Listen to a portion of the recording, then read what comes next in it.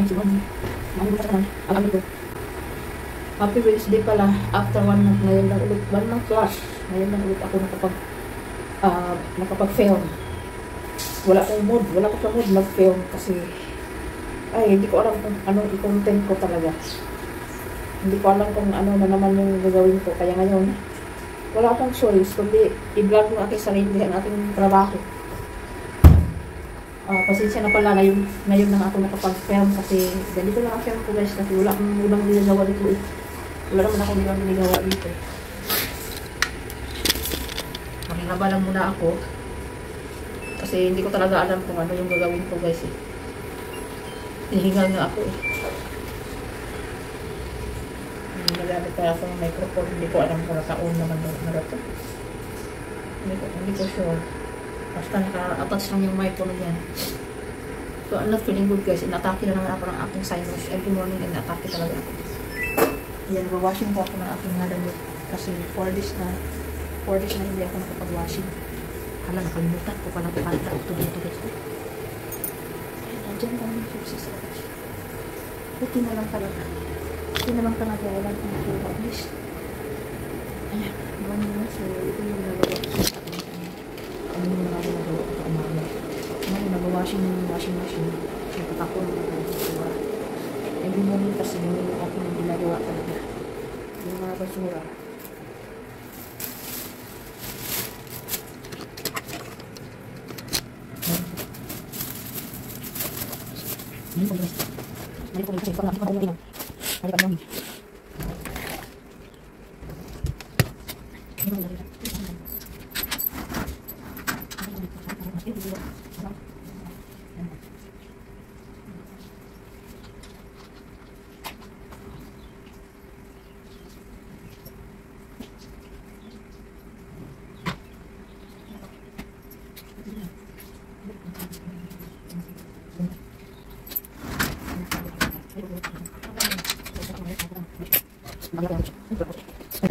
Tapos pagkatapos ko nakuha yung yung newspaper, i-arrange ko pa yan dito.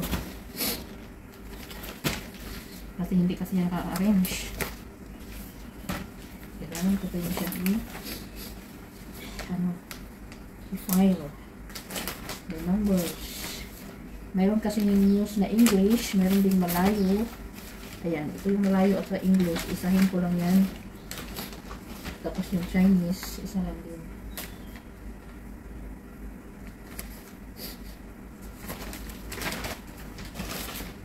So, ready guys. Ganito yung ginagawa ko. Nalibolong naman ako guys, pero wala tayong magagawa. Mas maganda ito, libalin lang nakaka-boring. Pero, laban lang tayo guys. Ganito talaga pag magtrabaho. Napakagaan na lang itong trabaho ko nito eh. Parang wala nga akong trabaho eh. Parang nandito lang sa sarili kong bahay. Oo, kasi ako most of the time kasi guys, lagi ako nakaupo. Upo, higa, nanonood ng handphone. Tapos na ako sa aking mga gawin. Morning na talaga ako na busy. Morning na ako busy. Tapos pag ano tawag nito eh. Pag maligo si Lolo, magbihis ng amis niya.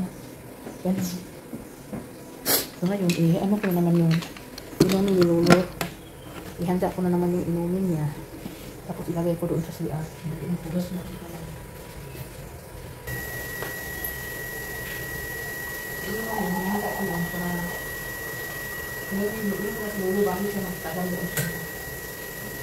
Alagay yung kanilabas. Ngayon ako lalabas. Kita ko ng sirihan. Kasi sirado pa mo yung sirihan pag ganitong oras. Sirado pa lahat. Mga restaurant lang yung open. So ngayon, ang i-ready ko na naman yung gamot. Yung gamot ni Lolo, ilalagay ko dito. Pasensya na kayo sa video natin ha. Medyo nahihilo kayo dyan. Ay, ang hirap yan na.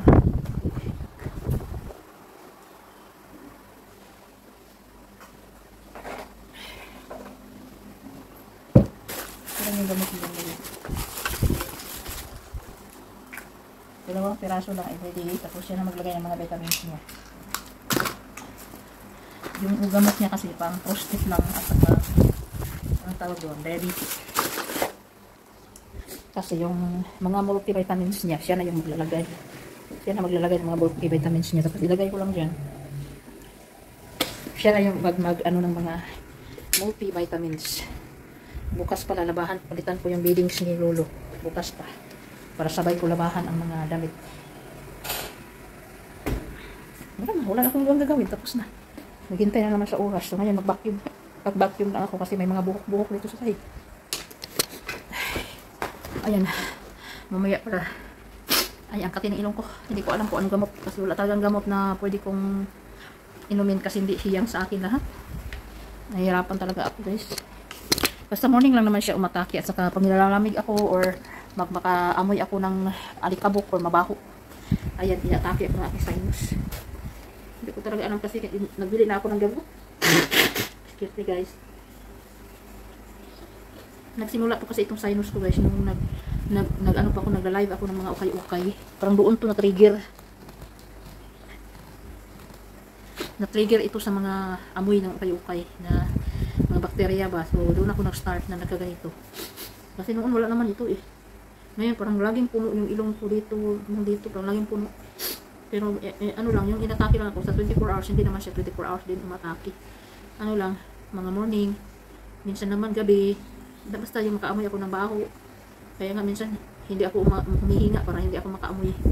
Balikan ko lang kayo mamaya guys ha, kasi alam nyo, maglabas ako mamaya, i-insert ko na lang yung video ko dito guys, i-fast forward na lang natin yung iba natin mga video, i-cut na lang natin yung mga pangit ng pagkakuha. Kasi sa totoo lang, hindi ko talaga alam kung anong i-content ko pag nandito lang ako sa loob ng bahay. Kasi wala talagang, kumbaga wala akong trabaho, wala akong ibang trabaho ginagawa dito. Napaka-boring talaga ng ano ko dito. Pero ganito talaga ang buhay caregiver guys. May iba namang caregiver na sobrang busy sa trabaho kasi hindi lang sila nag-alaga ng matanda. Yung iba naman nagluluto 3 times a day. Kasi depende kasi yung tabos. Depende yung tabos. Ako kasi wala. Hindi yung kasari ang pagluluto sa akin.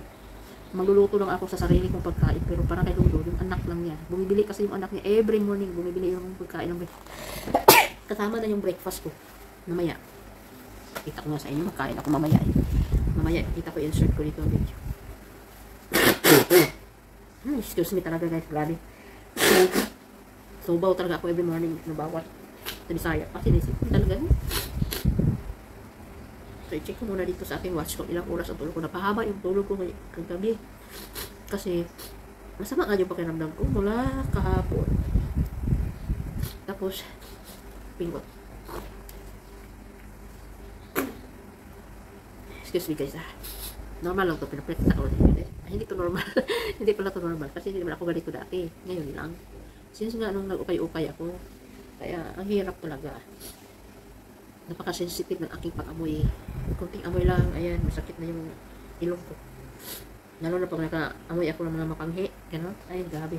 Yung mga ihi ni Lolo kasi, pag nagpapalit ako na kanya, hindi ko yung inaamoy, kinukontrol ko yung pinipigilan ko yung aking breath.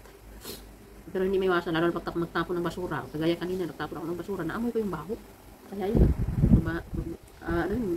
may samot ba? So, ngayon guys, mag-vacuum lang ako mamaya. Wala na ako ibang gagawin. Maghintay na lang ni madam na magbili ng pagkain, tapos magkain ako ng breakfast. Tapos hintayin ko si Lolo lalabas sa CR, pilitan ko ng damit. Pagkatapos niya, kakainin siya, magkain niya sa sarili niya doon. Wala na. Tapos, maghintay na naman ng oras, pero lalabas ako mamaya. Insert ko lang dito, o tinan ko lang, hindi ko sure kung ano, baka i-next video na lang natin, no? Kasi alam nyo, ngayon lang talaga ako sobrang tagal na hindi ako nakapag-film.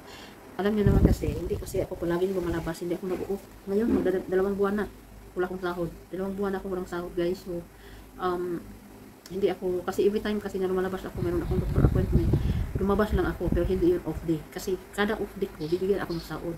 Pero minsan, pag pupunta ako ng doktor, tapos natapos na ako sa doktor, dumadaan ako sa bahay sandali. Para makita ko yung asawa ko, makita ko yung bahay, kung nandun yung mga anak ko, makita ko sila. Ganun, tapos magmamadali na naman ako bumalik dito. Ganun lang yun. Kasi nasayangan ako sa aking sahod per day. So, sayang din yun. Pag mag-off ako, wala akong sahod. Kaya yun, 2 months na talaga. Kaya okay din yun kasi naiipon. Kaya pasensya na lang din sa mga ano, kasi ang dami ko ding bayarin, ang dami ko ding gastusin, mag-iipon pa ako. Pag ibigay ko yung, pahiram ko yung pera ko, ako ang may stress. Ang dami nang utang na mga tao sa akin, sa mga binta-binta ko, masakit yung ulo ko sa pasingin kasi hindi sila magbabayad, hindi sila kusang nagbabayad, sobrang nakaka-stress. Kaya minsan, maluluka talaga ako dito na hindi ko na alam kung anong gagawin ko kasi maghanap buhay ako dito, napakaliit nga lang ng negosyo mo, nakakaliit lang ng income mo, utangin pa. Kaya nag-isip ako kung ano na namang pwede ko maging side income. Kasi dito kasi sa Malaysia guys, ang dami ko ng kompetensya sa ukay-ukay. Maraming nagbibinta ng ukay-ukay at marami din nagbibinta sa labas. Kaya yung mga yung mga customer mo na damihan na sila ng mga damit nila so tambakan na sila ng mga damit. Kahit nga ako mismo, dami na akong damit.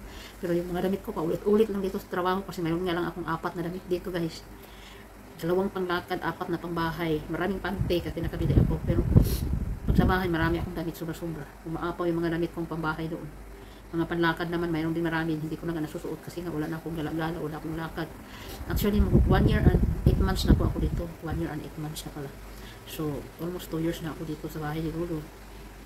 Medyo matagal na, pero wala pa rin akong ipon. Kasi dati guys, hindi ako makaipon. Kasi nga umuwi ako ng Pilipinas, diba? Tapos hindi ako makadala. So ngayon, hindi na ako makapadala muna kasi kailangan ko din sa sarili ko. Kasi hindi natin alam ang panahon. Ang trabaho ko kasi, hindi naman to panghabang buhay. Hindi naman to healthcare. Hindi naman ako kasambahay dito na habang buhay, habang nandito yung employer ko, habang buhay ako mag-work dito. Hindi. Ang caregiver ko guys, kung alam nyo lang, sa mga hindi nakakaalam pala, ang caregiver ko ay ang mamatay yung pasyente mo, wala ka na rin trabaho, maghahanap ka na naman. Pero hindi naman ako nag-worried about yan kasi marami naman dito matanda, marami nagkasakit. Pag wala na to si Lolo pag umalis na to si Lolo guys, wala na ako ng trabaho, hindi ako nag-alala kasi pag maganda yung record mo, marami kang kakilala na mga caregiver, madali ka nilang bigyan ng trabaho. Kung hindi naman ako makahanap, pwede naman ako magtrabaho sa ospital. Doon ako mag-caregiving sa ospital, magbantay ako sa ospital kapag may mga pasyente doon. Basta masipag ka lang maghanap. Marami naman din akong kakilala sa ospital, kaso lang talamak ngayon ang bintahan ng pasyente. Yung mga kapwa natin, mga caregiver, yung mga sakim sa pera, nagbibinta sila ng pasyente para bang ginagawa nilang negosyo yung mga pasyente guys. Pinipirahan nila yung example no, ako, bagong pasok ako, ibibinta nila sa akin yung maghingi nila sa akin ng pera. Kumbaga, binibinta nila yung pasyente. Ang rason nila dahil ibibigay na nila sa nurse, ganito, ganyan. Ang dami nila kalibay. Pero dapat maingat tayo. Kasi pag kumakagat ka nung desperada ka na masyado kasi wala ka ng pera. Pero karamihan talaga sa mga kababayan natin, lalo na yung mga walang passport, mga walang document. Kagat sila kahit magkautang-utang sila. Basta may trabaho sila. Pero paano kung mamatay bigla yung pasyente mo? Hindi mo mababawi yung binabayan mo hindi mo mababawi yung binabayan mo doon sa kaibigan mo na nagbibinta sa pasyente. So, marami akong ganun. Sana iwasan natin yun. Pero hindi ko alam lang sa ibang lugar. Pero dito sa Malaysia, ganun po ang nangyayari. Kaya mag-ingat din talaga. So marami sa aking mga kakilala sa Facebook, mga kaibigan, mga kapamilya na gustong magtrabaho. Opo, recommendable po talaga yung trabaho caregiver. Napakagaan po ng trabaho dito at lalo na pag magkaroon kayo ng amo na kagaya sa amo ko na sobrang bait ko lang pakialam. Kagaya ko dito lang ako sa sala na tutulog. Ay, bahala na. Sige ako kahiga dyan. Basta tapos na po yung trabaho ko. Wala na problema. Ang importante kasi, bilang caregiver, hindi mo pabayaan yung trabaho mo. Kasi binapasok mo, ano yung posisyon mo sa trabaho mo, gagawin mo, huwag kang pabaya. Kasi, nag-observe din yun sila. Kaya minsan natatakot ako eh.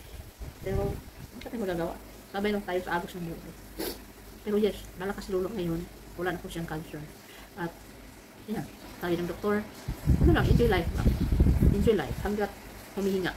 Ganun. Minsan yung maisip ko pa sa aking sarili, pero mauna pa yata ako nito ni Uncle eh. Huwag naman. Ang liit pa ng anak ko, ay naku, wala pa akong guys, naku, hindi pa tapos yung mga anak ko mag-aaral. Huwag naman. Kaya mag-iingat din ako sa aking sarili, kaya ang dami kong ginigive up ng mga pagkain. Hindi na po ako masyadong kumakain ng mga carne guys, lalo na yung pork. Hindi na ako kumakain masyado, pero hindi umiiwasan pag nasa labas ako, pagkasama ko yung pamilya ko, kumakain din ako. Pero depende lang, kasi lalo na ngayon, mahal masyado sa labas, hindi na masyado ako bibili pagkain sa labas guys. Kaya laban lang talaga sa buhay. So sana guys, pagpasensyahan nyo na yung ating episode ngayong araw kasi wala talaga akong ibang magagawa. Wala akong ibang content. Ay naku, tumulong na naman yung sipon. So pasensya na kayo. Ganun talaga.